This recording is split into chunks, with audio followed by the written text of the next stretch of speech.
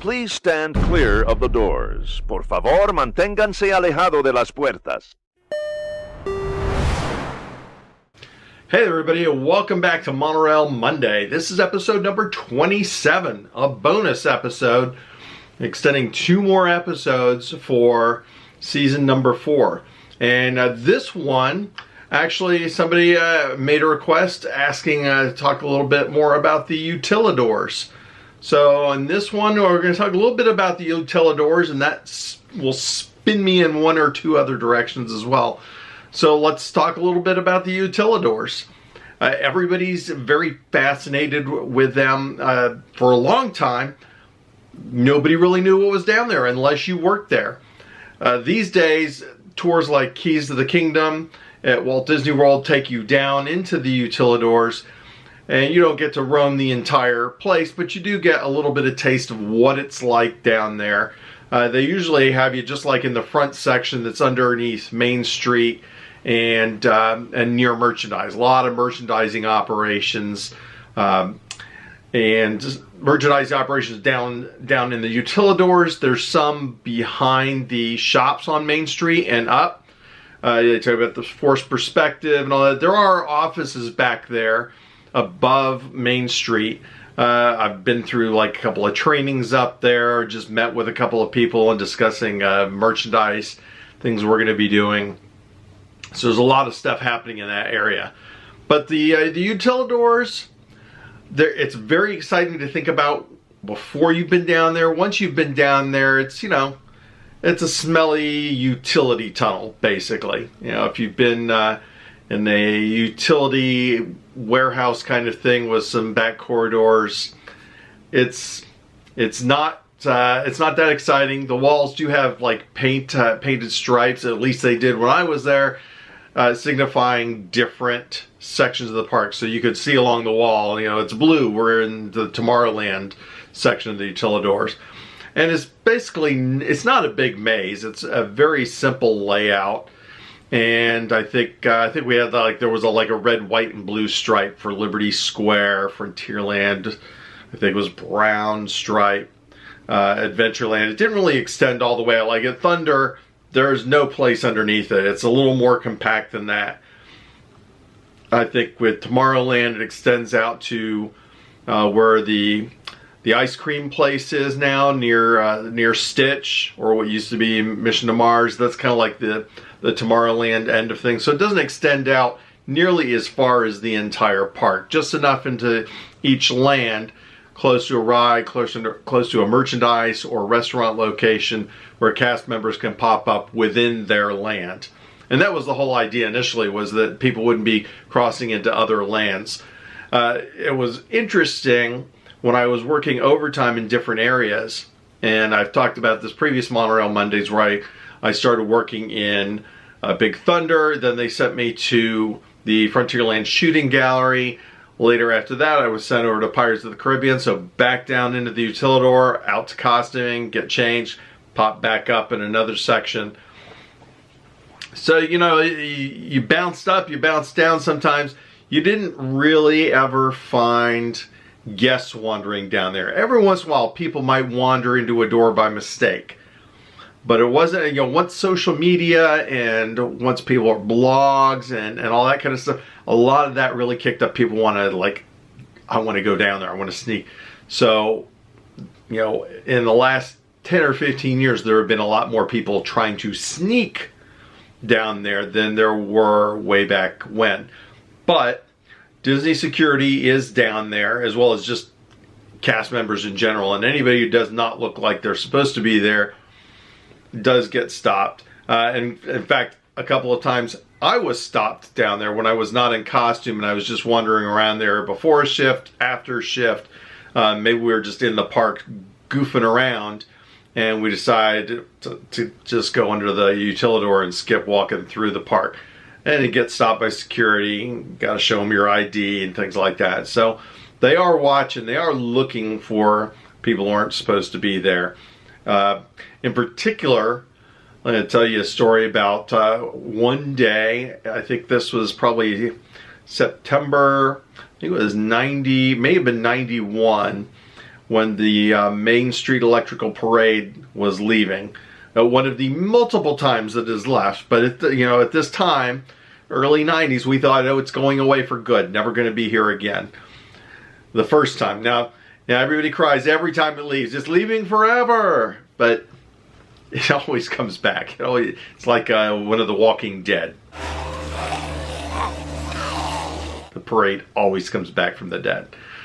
But everybody was gathered there. It had been around since the mid-70s or so. Everybody was excited to see the parade for the last time. And I swear that park was absolutely packed. We knew it was going to be packed for the final couple of days. And when we arrived, I think we had gotten word from friends that they were closing the parking lot for the Magic Kingdom. So they were sending everybody to Epcot. And we're like, well, we don't want to be at Epcot either. We really don't want to be with everybody else.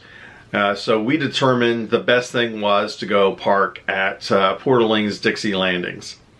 And that's what Riverside is now, was originally Dixie Landings. So we parked over Dixie Landings and caught a bus to the Magic Kingdom. At the time, back then, in those days, there were security guards at the booth for parking. They didn't stop anybody. There was no gates. There wasn't checking reservations or any of that stuff. You just went and parked at any resort you wanted to. Nobody checked. Nobody was looking for anything. So anyway, we parked over at the Dixie Landings, caught the bus into the Magic Kingdom, and it was absolutely insane. I think like Christmas, if you've seen some of the recent Christmas videos or pictures of the Magic Kingdom, where it's just so packed you can barely move, it was like that on the day of the final electrical parades. And so we just were not excited to be in the middle of this. We certainly weren't going to wait to ride. We're cast members, we figured we could be here any day. We really didn't care about waiting in line for something a long time. So we basically went into the Utilidors and went and ate in the cast cafeteria, where there weren't massive lines. It was a heck of a lot cheaper. So we hung out down in the cast cafeteria for a while until we figured, okay, now we need to go up and sort of reserve a spot so that we can, be able to see the parade, which was the whole reason we were there in the first place. Got stopped by security when we were down there. What are you doing? Are you working? Are you cast members? Yes, we are. Here's our thing. Just got off of work. Oh, okay. So they always are looking for people down there who aren't supposed to be there. It's not super crowded, at least not during most of the time. You got shift changes going on. Sometimes you got the little carts running through certain sections of the Utilidors, hauling stuff around. There's maps and stuff like that. Cash control. I regularly, when I worked in merchandise, every so often we would have to do a cash drop to cash control, which is like the main cash office hub for the Magic Kingdom, and it's underground in the Utilidors. It's a little office like towards Fantasyland, or at least it was. So we would periodically remove cash from the registers and deposit. Two people would go down into the Utilidors, walk over to cash control, give them the cash deposit. They would count everything in front of you and verify that everything was there. And then you walk back to your location. So that happened a couple times a day. The costuming is down there with a ton of lockers, and that's right near the entrance, which is the back end of the park, would be the entrance where the buses would drop us off from parking, the cast member parking, which is way back behind the Magic Kingdom and even behind the roundhouse where the monorail and railroad trains are stored overnight. Of course, there's the cast cafeteria down there, and way cheaper prices. At least it was way cheaper prices than what you find in the park. Over time, towards the end of my time there, they were changing things over from fully cast run cafeteria and like chefs in training. People who were going to be chefs at other Disney hotels, they would frequently, as part of their training, they would work the cast grills, the cast cafeterias, and that would sort of be part of their training.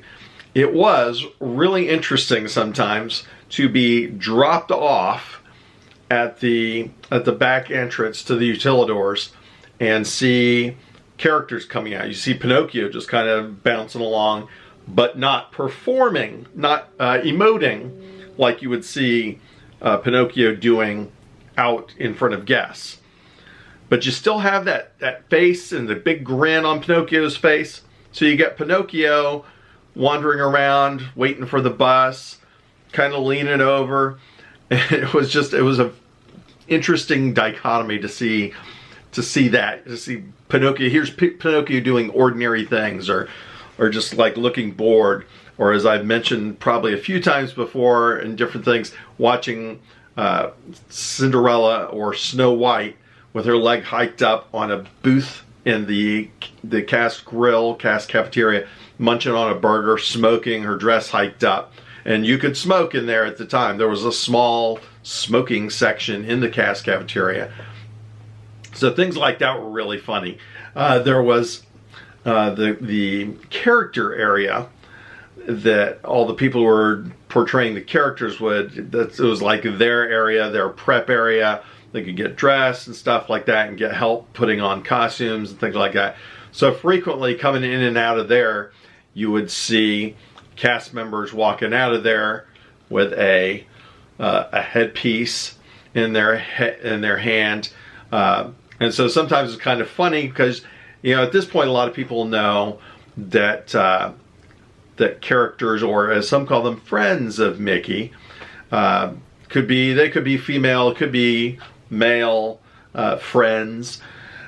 But it was funny to sometimes see the Mickey and then just carrying the Mickey head next to them and just walking around and doing ordinary things, smoking a cigarette, or just goofing off and punching each other with one hand holding a Mickey's head or something like that. So it was quite funny to see things like that sometimes. And there was also a lot of the computer control that ran the audio for tons of areas in the park. I got to go in there a couple of times, and that was really interesting. And of course, way back then, computers and computer servers and everything, it was way bigger to house that much data compared to now. You can hold a ton of data. You can have gigabytes and gigabytes, terabytes of data in your phone. So it was really interesting to go see, and you see all the tapes spinning and all the other, the computer equipment. And down under Main Street, they had the cast store, and gosh, I can't think of the name of it off the top of my head, but they had special cast shirts or cast things, cast watch, cast member only watches or prints or things like that. They've done a lot more of that now than there were back then. There was some stuff, but now they've really fine-tuned a lot of merchandising, pins and all that stuff. It's like pins, those pins are like printing money. Last little thing I'll talk about here is just show you a little bit of training material I have. This is Disney Showmanship, and this is talking about good show, bad show, appearances, things like that. They frequently had different trainings available. Usually after initial training, usually within about the first year mark, you would be sent to showmanship, or a lot of us call it pixie dust training. And basically it was sort of like to revitalize the magic. A lot of people get hired by Disney and they're just like awestruck, stars in their eyes, just like, wow, I can't believe I'm working for Disney, wow. And people are just like overjoyed. And then after they start doing it and you're working a few hours over time, or you're working 6 straight days, you're getting yelled at and stuff like that, for many, you start realizing, hey, this is just like another job. Yes, it is more fun to work at Disney than at Walmart, but you encounter a lot of the same things that you encounter working in any hotel with the general public, that you work within retail. So one of the things that Disney has done in the past is they have this training of a year to sort of revitalize yourself. this is what the expectations are. This is what guests are seeing. One of the things they did in this training was they come and they sprinkle a little pixie dust over everybody to give them a little extra new magic to go forth into their Disney careers and shifts and such. I had thick curly hair back then. I feel like I was pulling glitter out of my hair for months on end. There was always some little piece of glitter still stuck in there. What's glitter in your hair? It's from that training.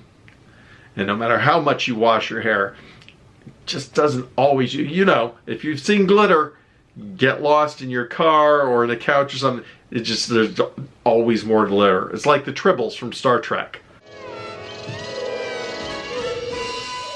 So here's one of the first little work activities that we did in this.